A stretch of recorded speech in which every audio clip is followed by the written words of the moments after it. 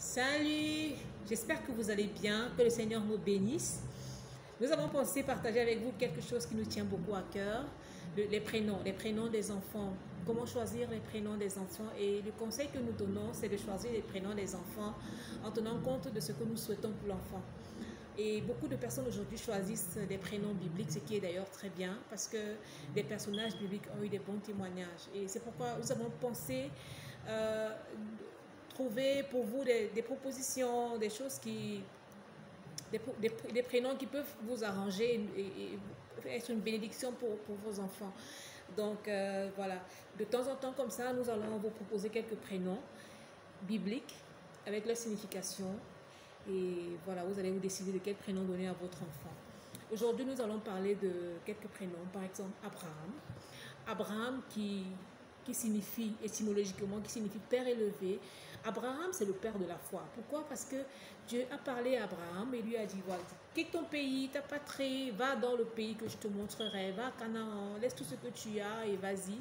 Abraham est parti avec quelques membres de sa famille, sa femme, Lot, son père, etc.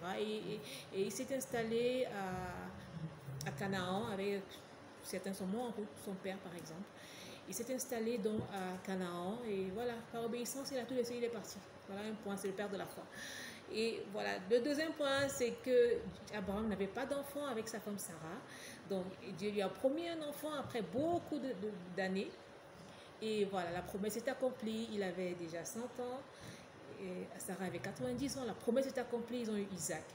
Mais à la grande surprise d'Abraham, Dieu lui demande, va me sacrifier ton fils, va m'offrir ton fils en sacrifice. Abraham n'a pas dit non, je sais mon fils, je veux le garder pour moi, non. Abraham qui aimait tellement le Seigneur et qui aimait le Seigneur le Seigneur plus que son fils Isaac, a accepté d'obéir à Dieu et a pris son fils Isaac à aller au mont Morija, et au moment de sacrifier Isaac, le Seigneur a dit non, ne sacrifie pas l'enfant, voilà l'agneau.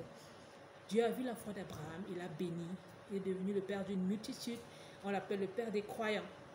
Donc si tu veux que ton enfant soit comme Abraham, un homme de foi, un père élevé, un homme mature qui peut diriger un grand peuple, une grande famille, si tu veux que ton enfant soit capable de dire oui à Dieu comme Abraham, appelle-le Abraham. Ou alors appelle-le Ibrahim. Dans d'autres régions de ce monde, c'est Ibrahim. Voilà, que Dieu te bénisse.